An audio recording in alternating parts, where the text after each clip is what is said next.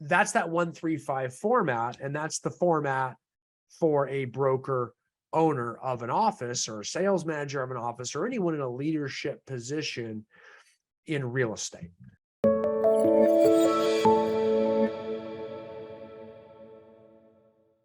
Business plan templates, right? Business plan templates. And starting at the top, right? Real estate industry is a big industry. We always talk about that. You know, you've got real estate brokerages, and you got real estate teams, and you got real estate agents. And so I'm going to start at what usually is the largest, which is a brokerage, and show you as we move through all of these different types of plans. The business plan template that I like the most is the 1-3-5 template. And a sample real estate broker owner manager template starts with one big goal at the top. That's the 1 in the 1-3-5. And then we're going to have 3 focus areas that the plan focuses on. And this is true for teams and agents too. So we're always going to practice what we preach as leaders. And just so everyone is clear, Icenhower Coaching and Consulting has our annual business plan meeting twice a year, where we go through our company's 1-3-5. And every brokerage, well, I shouldn't say everyone, but the ones that I've operated with in the last 25 years, I've been in business way too long. It's been like almost 35 years, have all had business plans. Mortgage companies I own, business plans. Title companies all had 1-3-5s. And I currently run ICC with a 1-3-5, which is one big goal, 3 focus areas, and then 5 objectives for each of the 3 focus areas. There are so many different companies and industries that use this format. It's unbelievable. I've been exposed to them since the mid-90s. You know, we coach and train around this. All of our top performing brokerages and teams use them. The key is for this all to be in alignment, right? That's the main key, is that it almost forms a triangle, right? Because you got 5 objectives for each of the 3 focus areas down at the bottom. Then you've got 3 focus areas in the middle. And then you've got that one big goal, and it just kind of moves straight down. And so they all need to be in alignment. If you got stuff down here that doesn't directly correlate and impact that main goal and the focus areas on the way up, we've got a problem. That means you're just picking stuff that's fun that really isn't focused on your goal. Okay? Or you're picking things that are solving problems that don't really impact your goal, which means we don't need to focus on those. You'll do those anyway. Trust me, we are all great firefighters. We will put out fires like nobody's business. We don't need to be reminded to put out fires. So don't just put a bunch of busy work down there. Put stuff that's in alignment with it's hard to make yourself do. That's what this plan needs to be. It's got to be hard to make yourself do stuff. Okay? It's not stuff that you're going to do. We put out problems all the time. We respond to things all the time. We solve problems. In a nutshell, what I'm going to tell you is this needs to be stuff that's all directly correlated to growth.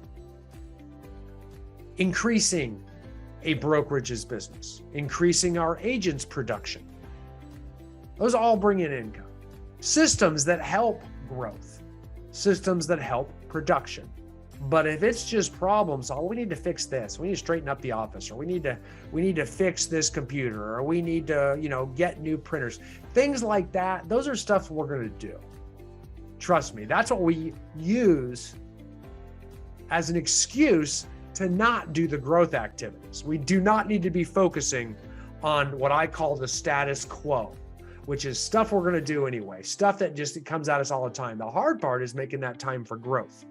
That's the part, if I ask anybody, leaders all the way to their agents, what did you do in the last 3 weeks that generated new business for you? The average agent will say very little, if anything. I just solved problems all the time, did busy work. I didn't do anything to meet someone new, to generate a lead I didn't have yet. Yet 2 weeks is, if you work 40-hour weeks, that's 80 available hours if you just do the average. Some said I did, maybe an hour's worth or 2 hours. That's all the time you dedicate? Well, that's how it usually works. That's why we have to trick our brain. That's normal. Don't feel bad. Leaders are the same way. How much time did you spend doing an activity to increase your agent's production, which means not solving their deal doctor problems? That's business they already got. I mean, trying to help them with an activity to get new business that they and your brokerage didn't have, or they and your team didn't have. How much time did you spend trying to get new agents for your team or brokerage to increase your personnel, which brings you new business? Most have all kinds of excuses about all the fires they're putting out. That's why your 135 needs to focus on growth, because if we don't do it here, it just isn't going to happen. So don't put a bunch of stuff in there that you want to get to anyway. It's got to be stuff that's hard to make yourself do. And that's the key, crucial part, okay? All right, so starting with brokerages, here's what that 135 format might look like, right? You've got the one big goal. In this case, it's 15 million in gross commission income. So all their agents' sales prices, all the commission generated by all the agents in the office would equal 15 million in gross commission income, GCI.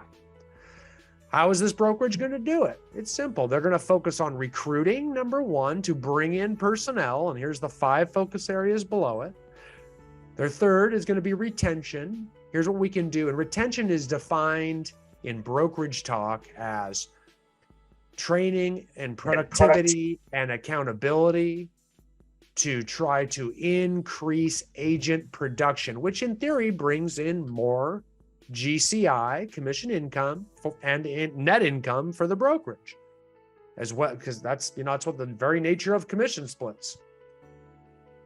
The more an agent sells, the more the brokerage makes. So there's a vested interest in increasing the production of the agent population. Retention is coaching, training, productivity systems, different things to get agents selling and generating new business. That's retention, because when agents don't sell, they're not getting value and they tend to get unhappy. And when agents get unhappy, they, and don't sell a lot, hate to say it, but the last thing they do is fix the problem they can control and start generating business. They actually get, start looking, grass is always greener, go to other brokerages, go to other teams, go to other places because they're not succeeding.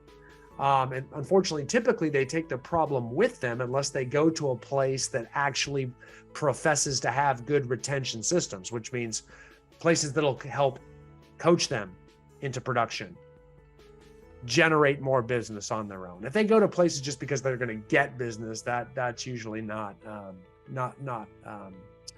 an adequate source for any type of longevity in the business. However, places that'll help them sell more real estate, make those tools available, that's often a valid move. That's when I do recommend agents move. If they don't have somebody helping them, or the better the systems that a brokerage has to engage agents into lead generation and marketing activity to generate new business, usually the more successful the brokerage, And then operating systems, different systems like onboarding training when we bring on new agents. How do we get them into production quickly? How do we engage our agents by creating a pipeline and tracking it so that they come in the office more and take advantage of our retention systems, right? Holding biannual staff planning and training retreats so we train on these 2 areas. See how all of this, all of these 3 systems, whether it's all the different activities they're going to do for recruiting, retention, or what have you, are all in alignment with moving up to the top to our big goal. And I know this stuff gets small because I'm showing you business plans, but understand that's that 135 format, and that's the format for a broker owner of an office or a sales manager of an office or anyone in a leadership position in real estate. And that's your 135 business plan.